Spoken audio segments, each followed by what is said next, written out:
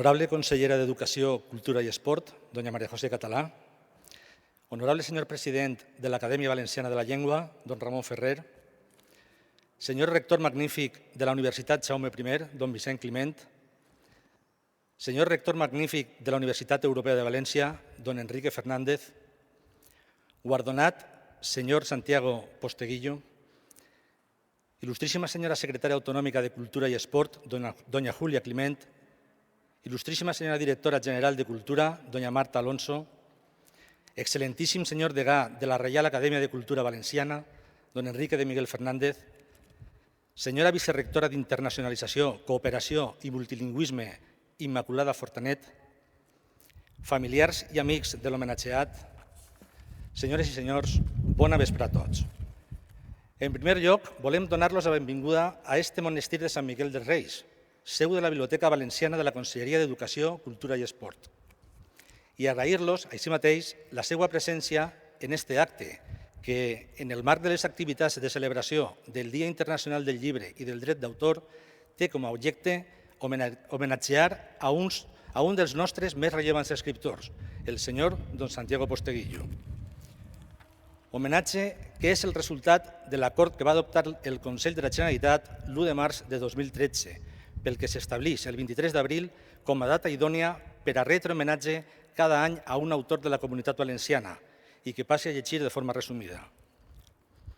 El Dia Internacional del Llibre i del Dret d'Autor té com a objectiu fonamental estimular el gust per la lectura, fomentar la indústria editorial, així com la protecció de la propietat intel·lectual a través del dret d'autor. Amb aquest mateix objectiu, el Consell ha decidit, a més, establir el dia 23 d'abril com a efemèride per a retre homenatge cada any a un autor valencià. Amb aquest acord es pretén posar en valor i donar a conèixer la contribució dels nostres més il·lustres creadors al progrés cultural i a la identitat cultural valenciana, a més de recordar el plaer i la importància de la lectura a tots els ciutadans. Així mateix, des de la Biblioteca Valenciana, en col·laboració amb les biblioteques de la xarxa pública autonòmica i amb els centres docents que vulguin sumar-se, es programaran al llarg de l'exercici activitats entorn de l'autor homenatjat, que tindran per objectiu realçar la seva figura i promoure i difondre el coneixement de la seva obra.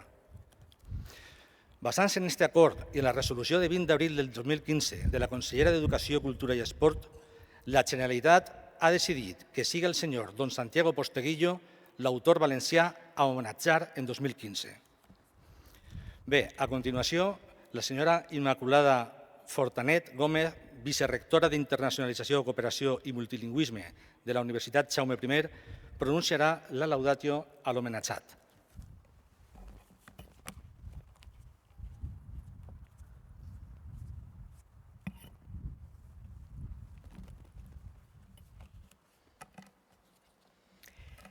En primer lloc, i abans de començar en aquesta laudatio, vull donar les gràcies per haver-me donat l'oportunitat de parlar ací avui, com a representant de la Universitat Jaume I, però també en nom propi.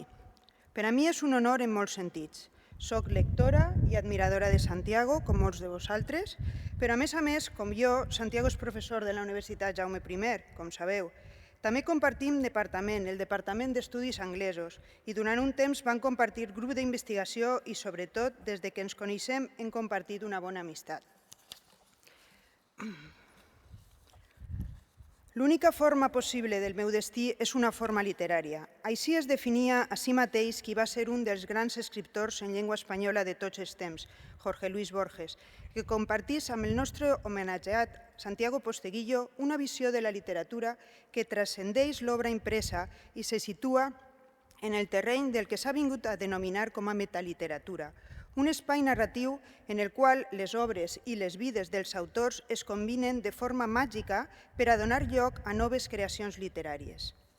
Com en un joc d'espills als quals era tan aficionat l'autor argentí, el nostre autor valencià és un enamorat d'eixa estranya alquímia que combina elements de la història de la literatura per a crear llibres tan interessants com els seus La noche en que Frankenstein leyó el Quijote o el seu més recent La sangre de los libros, en els quals demostra no solament els seus profunds coneixements de la literatura universal, sinó sobretot la seva gran habilitat per a traçar històries plenes de vida, captivadores i que ens transporten com a lectors a temps i llocs que d'una forma o altra mai hauríem visitat.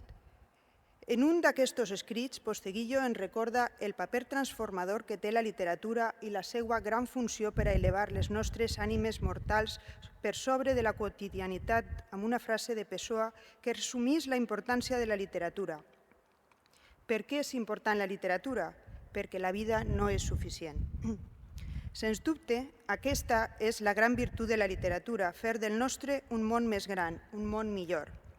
I tot això ho exemplifica a la perfecció Posteguillo en la seva obra, tant en els dos llibres metaliteraris, als quals ja m'he referit, com a les dues trilogies que li han fet més famós, la d'Escipión, ja tancada, i la de Trajano, el tercer volum del qual està encara en fase de redacció i que ja esperem amb avidesa tots els seus lectors i lectores. Resulta curiós que un professor universitari de lingüística anglosaxona hagi sigut no solament l'autor de 5 grans obres que novel·la en la Roma clàssica, sinó a més l'escriptor que ha revitalitzat el gènere de la novel·la històrica, i no solament a Espanya, sinó fins i tot en l'estranger, on els seus treballs han sigut traduïts a multitud d'idiomes. Santiago va començar a treballar a la Universitat Jaume I en 1992, molt jove. Per les necessitats docents del moment, la seva docència es va centrar en l'anglès d'especialitat, llenguatge comercial, jurídic i sobretot l'anglès de la informàtica. Com veieu, molt lluny de les seues tendències i aficions literàries, que molt pocs dels seus companys coneixien en aquell moment. La seva investigació també va anar al voltant de l'anglès d'especialitat i a poc va anar canalitzant-se cap a la terminologia. Com he dit, és difícil trobar relació entre el seu recorregut investigador i el seu èxit en la novel·la històrica. Tot i això, ell ha expressat en diverses ocasions que la investigació lingüística ha suposat molt per a la seva investigació literària, la sistematicitat en la recerca bibliogràfica o en la recollida, organització i aplicació de les dades. També és patent l'empremta de la terminologia i l'interès per les llengües en la recollida de mots utilitzats pels diferents pobles conquerits pels romans, tal com expressa en les seues novel·les. No és l'únic cas de professors de l'àrea de filologia anglesa que tenen èxit en la novel·la històrica. També ho són autores tan conegudes com Maria Dueñas o Luz Gavàs. Sembla que és un bon caldo de cultiu. La Universitat Jaume I també comença a ser un lloc d'èxit com a origen d'escriptors de novel·la històrica, potser per la influència que està exercint el propi Santiago. Possiblement coneixereu ja l'èxit que està tenint la novel·la de Rosario Raro, publicada recentment en Planeta, Volver a Canfranc. Rosario és doctora per l'UGI i directora del taller d'escriptura creativa, en el que també participa Santiago. Una de les característiques que cal destacar de Santiago Posteguillo és la seva implicació personal en el seu entorn. No només és capaç d'escoltar els seus estudiants de les classes de literatura anglesa i nord-americana que seguís impartint o als seus companys i amics, sinó que els agraeix públicament els seus comentaris i intenta tindre'ls en compte quan escriu. Segurament és per això, perquè pensa i escolta als seus lectors, que les històries que s'entrecreuen en la Roma republicana i imperial són tan actuals.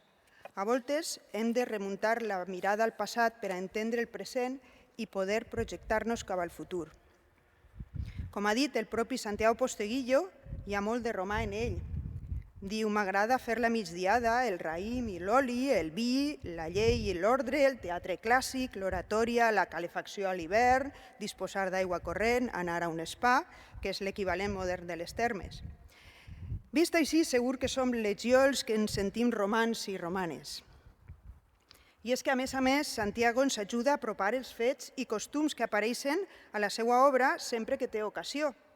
En les seues conferències i col·loquis ens representa una mena de making of, tan de moda ara en les sèries de televisió, de com ha fet les seues novel·les. En aquestes ocasions ens desgrana com va arribar a conèixer anècdotes, ens descriu els llocs reals on es van produir batalles o fets importants, o ens explica per què apareix un cert personatge en la seva novel·la en un determinat moment.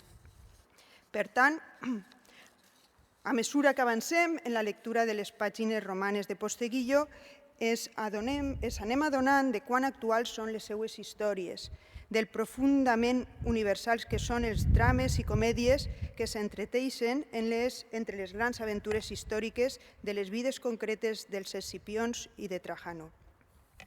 Per a mi és aquesta una de les grans virtuts narratives de Posteguillo, la seva capacitat per a ficcionar un temps tan allunyat històricament de nosaltres i al mateix temps tan pròxim a la nostra més profunda essència com a individus i com a societat. Des del punt de vista literari, a més, l'escriptor Santiago Posteguillo ha sabut conjugar amb gran mestratge un estil de narració directe que atrapa el lector des de les seues primeres pàgines i que li fa vibrar com si estiguera a lloms d'un cavall que cavalca a tot córrer. Amb els seus llibres he sentit aquella barreja única de sentiments que té el lector que s'afanya amb urgència a llegir sense parar per a saber què va passar en el paràgraf següent, en les pàgines següents, en el capítol següent, i que al mateix temps no vol arribar al final perquè sap que llavors el somni haurà acabat, la màgia de les lletres s'haurà anat i només quedarà recordar el plaer que s'ha gaudit amb l'obra. Estic segura que tots els ací presents, com a lectors, haureu experimentat en algun moment aquesta barreja contradictòria de sentiments, aquest voler avançar però sense arribar al final, que al meu entendre és el millor indicador que un llibre és realment únic. Aquell estil narratiu tan fresc, ràpid, captivador, que caracteritza el nostre escriptor i que fa que en ocasions un es pregunte si està llegint un llibre o veient literalment una pel·lícula. I no desmereix en absolut, més aviat al contrari, és una qualitat estilística que assumeix riscos fantàstics, com la introspecció que fa en la ment d'un cavall i que estic segura que passarà als annals de la literatura universal com un dels exercicis literaris millor resolts. I això per no parlar del profund, exquisit treball de documentació previ que realitza per a dur a terme totes les seues obres i que les converteixen en un exemple d'erudició que enriqueix al lector sense resultar embafadora, sinó natural, amb una profunditat que apel·la al nostre esperit per a quedar-se en ell. He parlat al principi de la implicació de Santiago Posteguillo en el seu entorn, tant en la seva ciutat, València, en tallers d'escriptura creativa o en cicles d'animació lectora, com amb la seva universitat. Santiago té un compromís especial en nosaltres. No només no ha deixat les seues classes, sinó que s'implica en tot allò que se li demana i, a més, du el nom de la seva universitat per tot el món. És per això que ara fa un any Santiago Posteguillo va rebre la distinció d'ambaixador honorífic de la Universitat Jaume I. El professor Posteguillo ha dut sempre amb orgull la seva pertinença a la nostra comunitat universitària com a professor del Departament d'Estudis Anglesos, allà on la seva activitat acadèmica i la seva activitat literària l'han dut, i no han estat pocs indrets del món. Com a escriptor d'èxit reconegut a diversos països, el nostre ambaixador honorífic sempre ha fet gala de la seva activitat professional i de la universitat en la qual la desenvolupa, la Universitat Jaume I de Castelló. Així mateix, el professor Posteguillo ha mantingut sempre un ferm compromís amb la docència i la investigació en aquesta universitat i ha sabut combinar-les harmoniosament en la seva carrera literària, fent que ambdues activitats s'enriquisquen mútuament. Per tant, considerem que el Consell ha fet una molt bona elecció al triar a Santiago Posteguillo com a autor de l'any de la Generalitat Valenciana. És per això que volem donar-los l'enhorabona, per una banda, a Santiago Posteguillo i per una altra a la Generalitat Valenciana i també a tots nosaltres, ja que aquesta distinció ens permetrà conèixer una mica més a Santiago com a persona i com a autor. Moltes gràcies i enhorabona.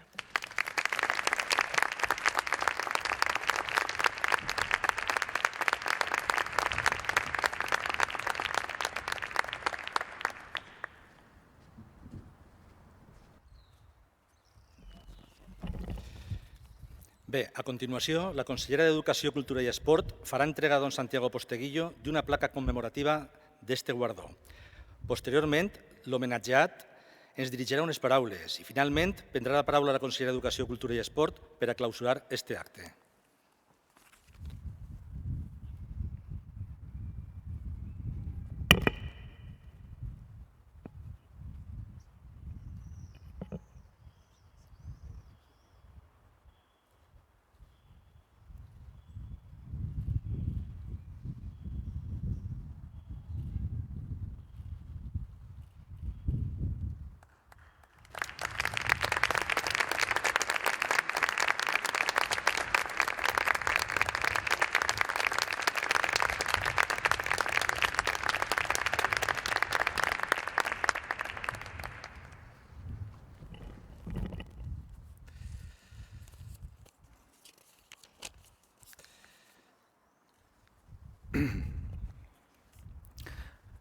Autoridades, amigos y amigas, familia, y en mi caso yo creo que procede decir lectores y lectoras.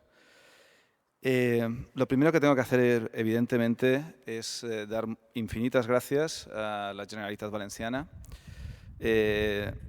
pues cada vez es, bueno, ya era muy difícil, pero esto ya me resulta totalmente imposible decir aquello de, en mi caso, de que uno no es profeta en su tierra.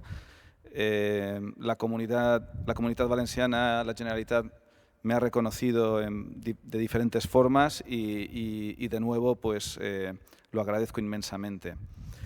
De la misma forma que tengo que dar gracias pues, a mi familia por apoyarme siempre en esta doble vida que llevo de profesor universitario y de escritor. Y tengo que dar las gracias muy particularmente a la institución de la Universitat Jaume I, donde trabajo, porque es cierto que francamente me siento muy implicado con ella, muy arropado por mi universidad, muy cómodo trabajando allí y además realmente tengo que agradecer que se me ha facilitado fórmulas para que pueda compaginar bien mi docencia en la universidad con esta actividad como escritor, como conferenciante sobre literatura por España y por el mundo. 10.000 días. 10.000 días son los días que pasó una persona en la cárcel. Esos son más de 27 años. Es una persona muy especial. Yo creo que es uno de los 3 o 4 grandes nombres del siglo pasado, del siglo XX, y un poquito del siglo XXI. Es una persona que la encerraron por sus ideas y que intentaron que, como fuera, las abandonara. Estoy hablando de Nelson Mandela. Lo encerraron en una prisión de 2,5 metros por 2,5 metros y cuando ya llevaba un tiempo le propusieron que si se retractaba, como hizo la Inquisición, por ejemplo, con Galileo Galilei, ¿no? Si se retractaba, si dejaba de defender públicamente sus ideas, lo liberarían. Y Mandela dijo, no quiero la libertad hasta que todos los negros de Sudáfrica sean libres. 10.000 días le costó su testarudez o su compromiso. Tanto impactó esta actitud que el poeta y escritor Wole Soyinka, Premio Nobel de Literatura, a primeros de los 80, el primer autor africano, en este caso de origen nigeriano, que recibió el Premio Nobel, hizo un poema en homenaje a esta capacidad de resistencia de Mandela. Un poema que se titulaba No, he said. Él dijo no a esta tentación, ¿no?, de abandona tus ideas y te liberamos. Y en ese poema, es un poema muy complejo. La primera vez que lo leí encontré 20 palabras en inglés que yo desconocía lo que significaban. Wole Soyinka tiene mucho vocabulario.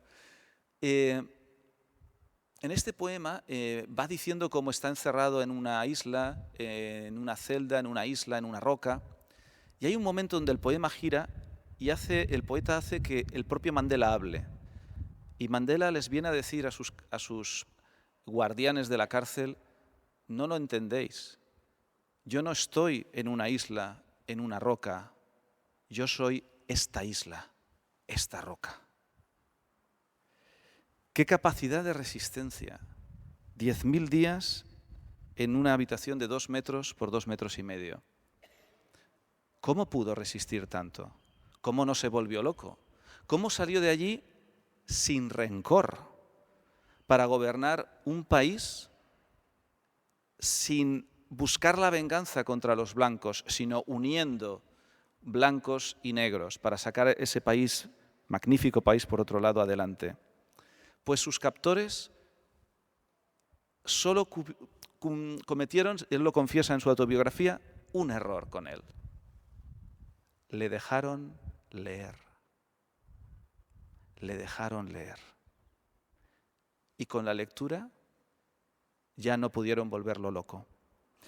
Él comenta siempre que cuando leía concretamente unos libros, una trilogía de otro escritor nigeriano, Chinua Achebe, que se titulaba Todo se desmorona, sobre la desaparición del mundo tradicional africano con el colonialismo, etc. Él decía que cuando leía las novelas de Chinua Achebe, los muros de la cárcel simplemente se desvanecían. Ese es el inmenso poder de la literatura. Hay pues, y el inmenso poder de su lectura, hay pues que acercar a la gente hacia la lectura.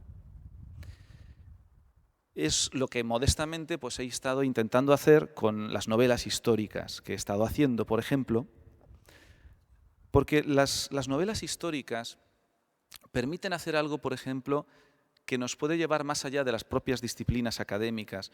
En la universidad, que tanto quiero, no obstante, por la necesidad de especialización, hacemos compartimentos de todo.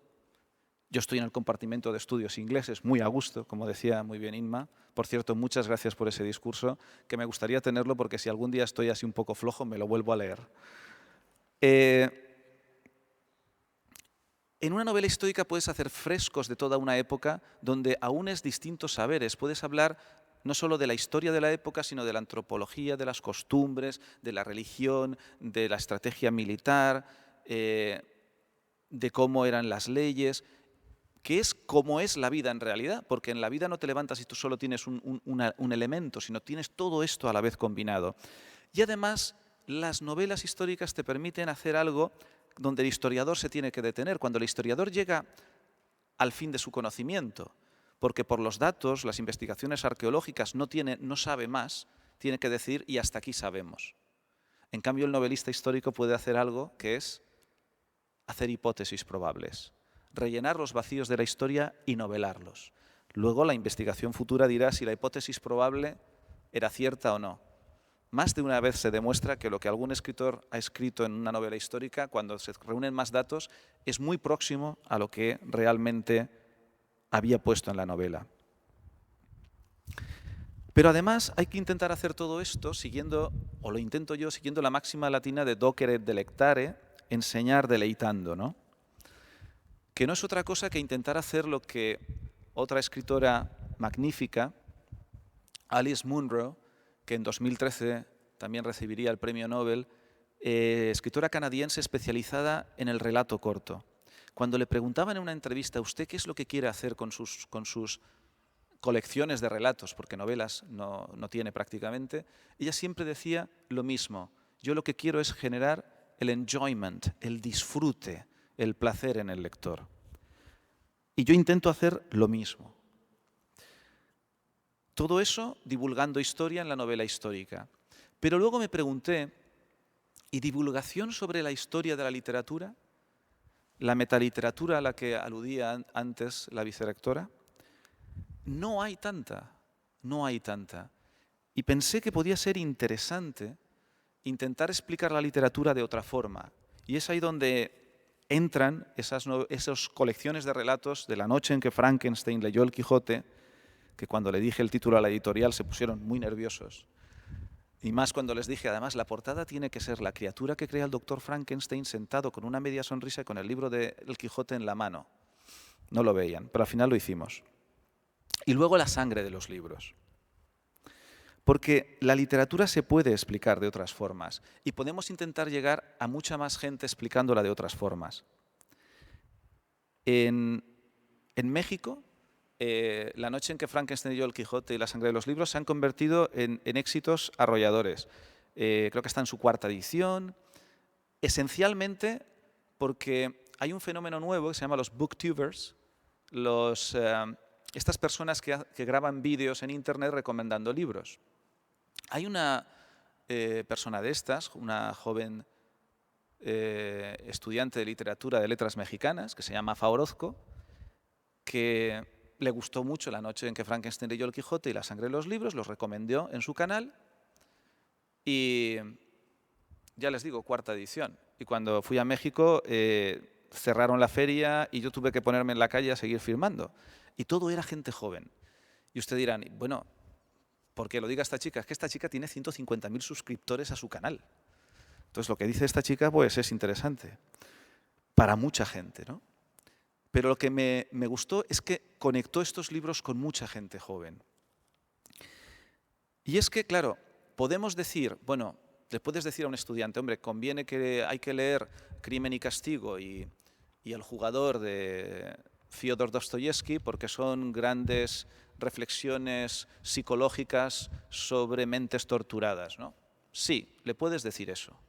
O les puedes decir, un día resulta que Fyodor Dostoyevsky solo tiene 26 días para acabar 2 novelas. ¿Por qué? Porque como es ludópata y pierde todo el dinero jugando en las ruletas de los casinos de Europa, y mira que ganaba dinero porque era un escritor popular, lo perdía todo allí. Entonces decide que necesita más dinero.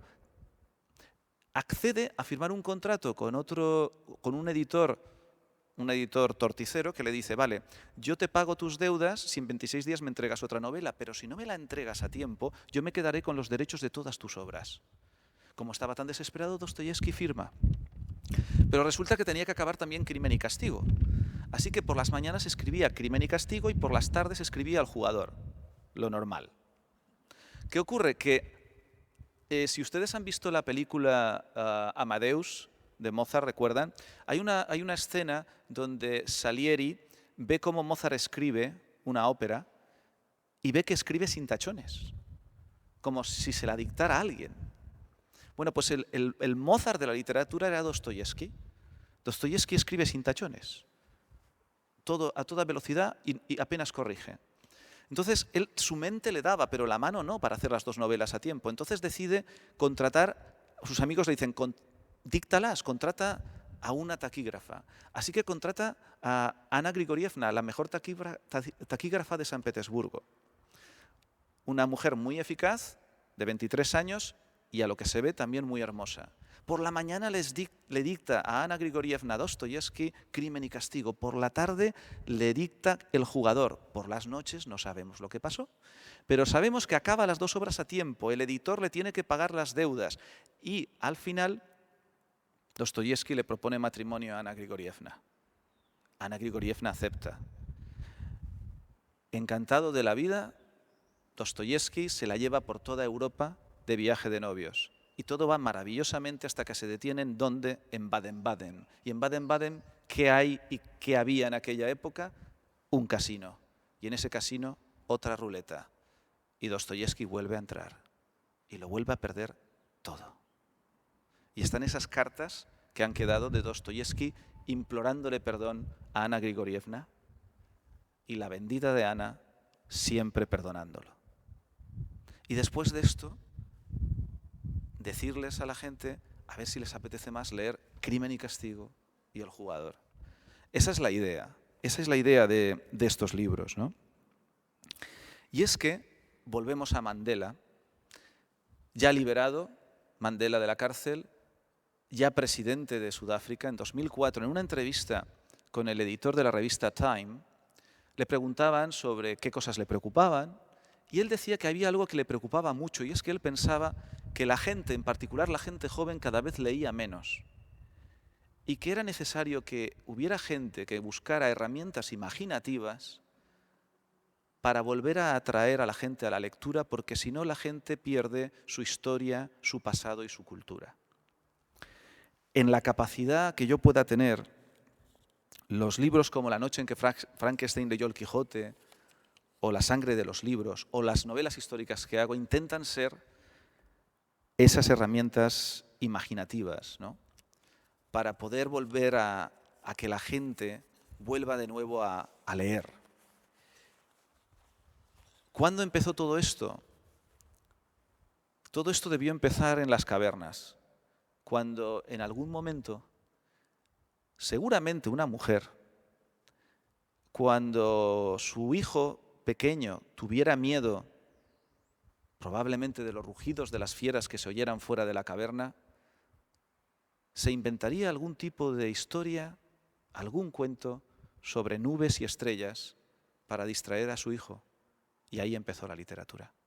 Muchas gracias.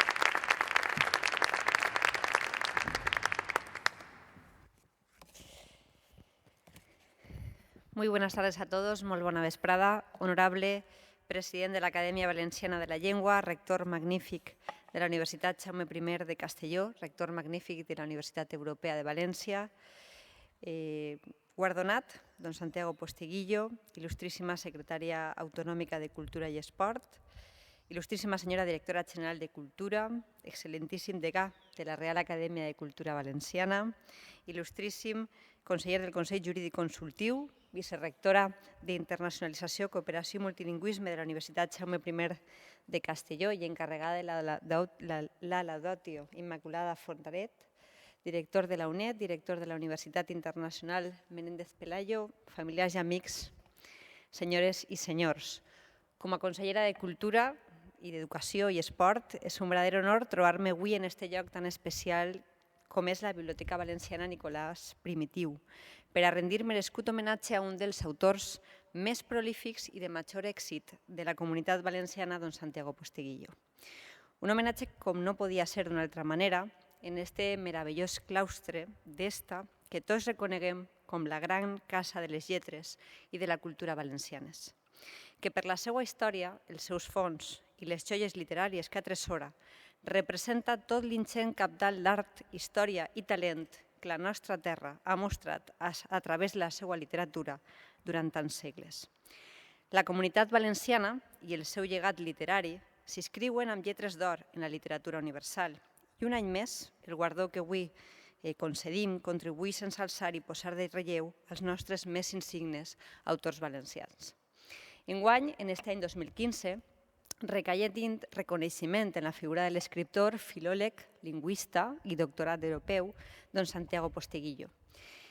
El govern valencià, com tots saben, durant els últims 4 anys ha volgut portar endavant una estratègia clara i definida per a posar en valor les nostres lletres i els autors que constitueixen, sense cap dubte, un exponent clarificador del que som i també del que aspirem a ser.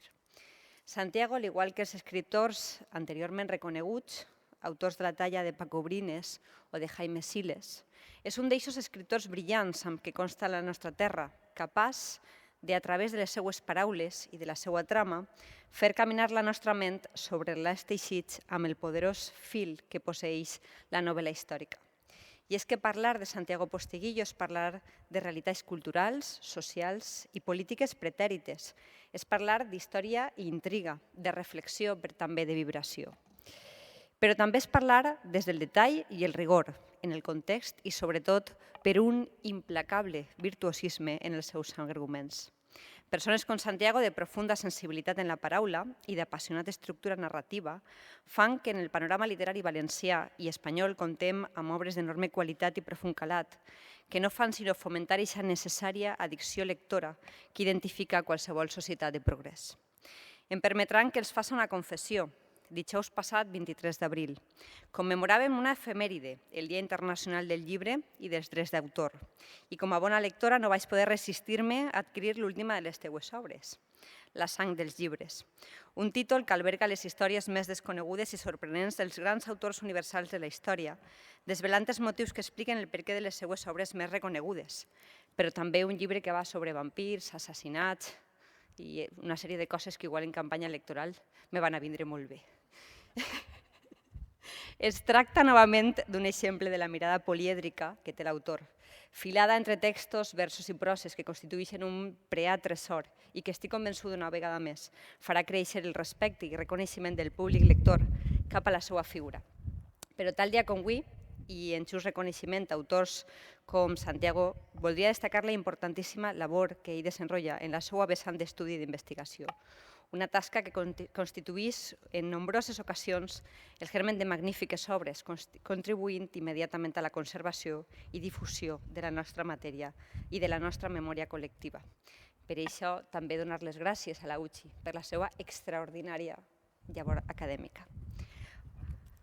Parlem d'una labor encomiable que va més enllà del pla literari, contribuint a la transmissió del nostre passat i de la nostra història.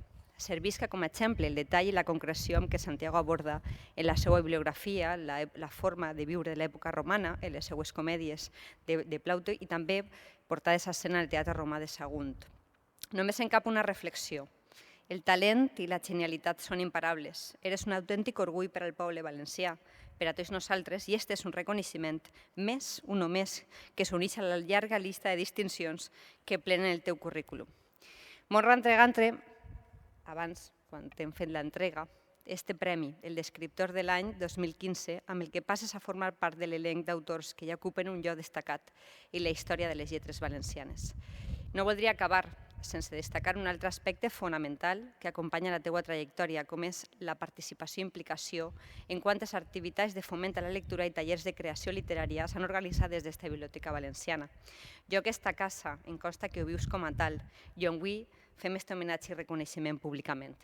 A partir d'avui, també els nostres xiquets seran lectors i sobretot disfrutaran, esperem, de la teua presència, donat que avui és un acte simplement d'entregar del reconeixement, però al llarg de tot l'any prepararem una sèrie d'activitats per tal que la teua obra siga coneguda, especialment entre els nous lectors, aquestes personetes que han de saber llegir, aquestes persones que han d'aprendre a viure a través de la lectura i a llegir també coses de la vida. Precisament per la teua vocació de posar a l'abast tot el teu talent i les teues habilitats com a escriptor, no sols és un privilegi, sinó també, i el més important, estem garantit el futur de les nostres lletres a generacions venideres. Només em costa dir que una de les coses més gratificants que té el càrrec de consellera de Cultura és precisament poder gaudir d'actes com aquest. Estar sentada escoltant-te ha estat un verdader honor. De veres que ha sigut emocionant i en aquest lloc tan emblemàtic, on pareix que el temps no passa, és algo que, en fi, una bona forma de començar la setmana. Moltíssimes gràcies.